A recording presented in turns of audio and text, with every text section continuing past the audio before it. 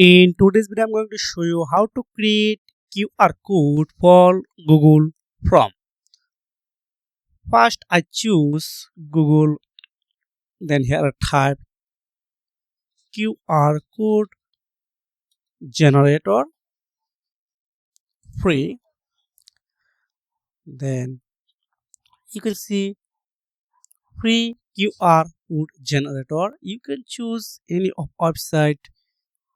Then I choose this URL, then file name. So here is the type my name. You can write your own requirement name is you want. Now I just paste my Google Drive link. This is customize and download QR. Just click on. Then you can see this is a preview 300 into 300 pixel.